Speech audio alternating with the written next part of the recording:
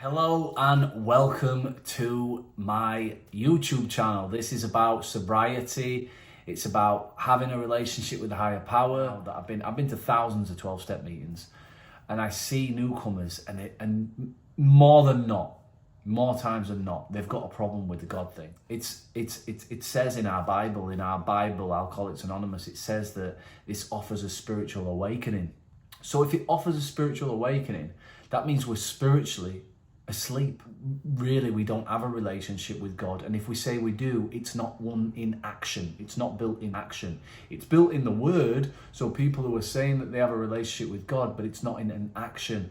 And spirituality, as we're told, it's an action. It's a living thing. I'm going to talk about that today.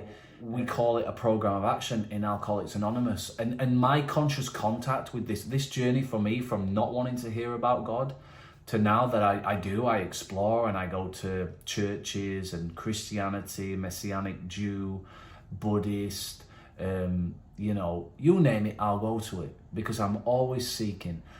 And I believe that as long as you have a willingness, God speaks through people, places and things, this higher power, whatever it is. You only need a willingness, because as it says in the Gospel of John, this is what I'll talk about today, the Gospel of John. John 3:2-1. Let me read this for you. But people who do what is true come to the light, so that the things they do for God may be clearly seen. And it was mentioned at church last Saturday when I was there. The rabbi said that what our higher power wants is action.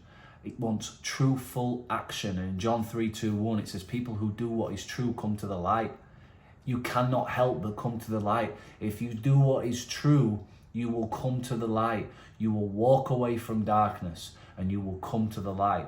I like to keep these things bite-sized. I'm just like layman's terms. You know what I mean? I just speak from the heart.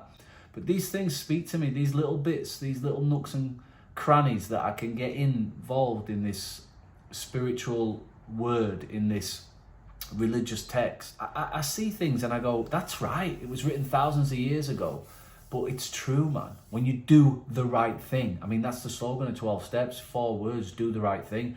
I remember one of my first meetings that I actually started to get it.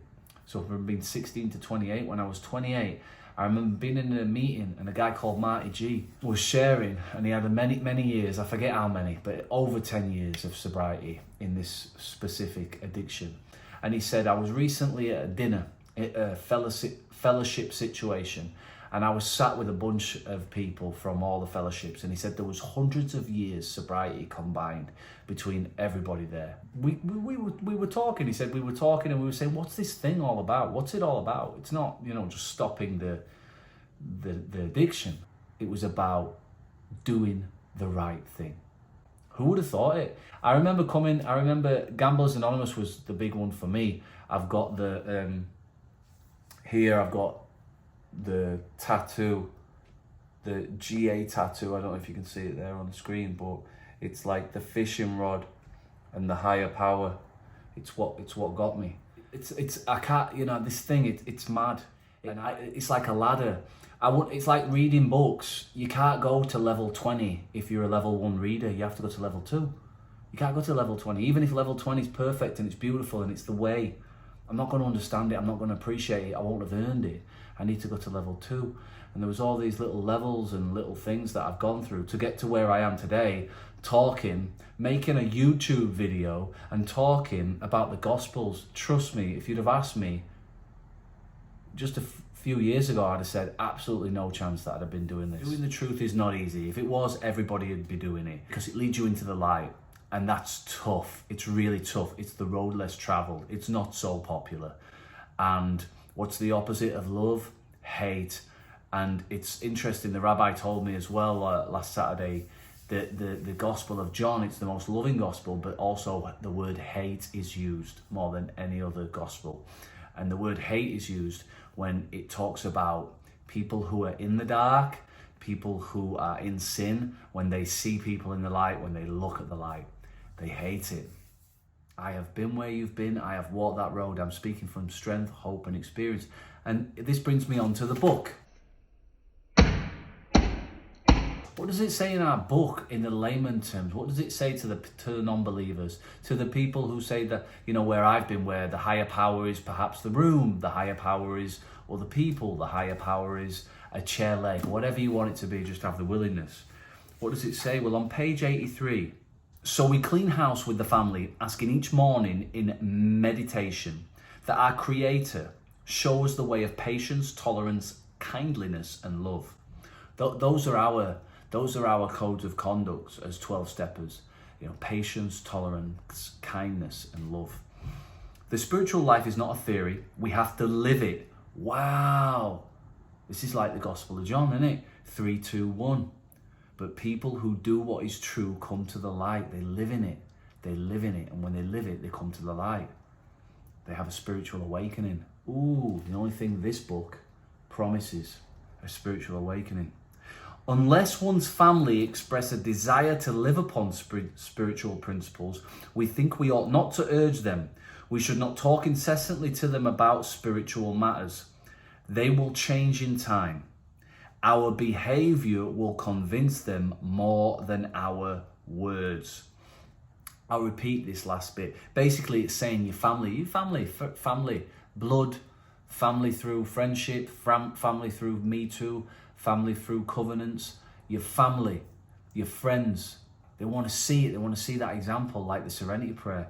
And it says, our behavior will convince them more than our words. Like it says in John, the people who do what is true come to the light, so that the things they do for God may be clearly seen.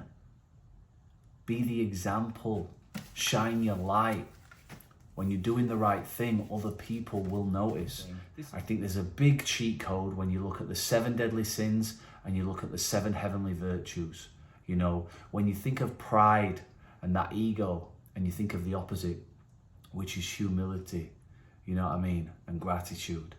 You think of lust and the nothing's ever enough, and then you think of chastity and sacrifice. You know, all these things.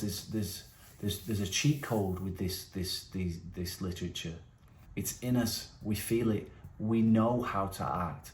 When we just quiet the mind, when we just ask, when we think of what's in our soul, what's in our heart, follow your heart, all these sayings, take action. When we do what is true, when we do the truth, not tell the truth, but when we do the truth,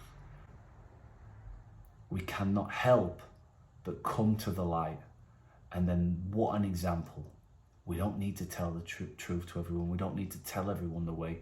We can just do it. So I would say, hey, if you're watching this video, like, share, subscribe. And guess what? Keep watching. 10 months ago, I was on my mate's couch, living in a rental car, on my ass. Hopefully I'll make a year, God willing, and I will do where I was at and what's been happening, and do a more structured video on that, and all the growth in that area on a practical level, on a spiritual level. You shall know them by their fruits. I forget which gospel that was in, but it just came into my mind there. It says in the literature, in the word, you shall know them by their fruits. Talk's cheap. You will know them by the fruits they produce. You will know if it's good or if it's bad. You'll know because of the fruits that the person will produce. So I will keep doing the work. I'll keep adjusting my sail. And thank you everybody out there for your nice comments. Thank you for everybody in my life that's blowing wind into my sails. I don't know how this thing works, but I've got a feeling people are the angels. People are who God speaks through. It's all part of it. People, places and things, you know, all the signs, all the little guides, all the directing the ways, all the little synchronicity. So yeah, there you go. If you're watching this, hope you got some out of it. Hope it helped. Keep fighting. Believe, believe, believe. Facum Deus.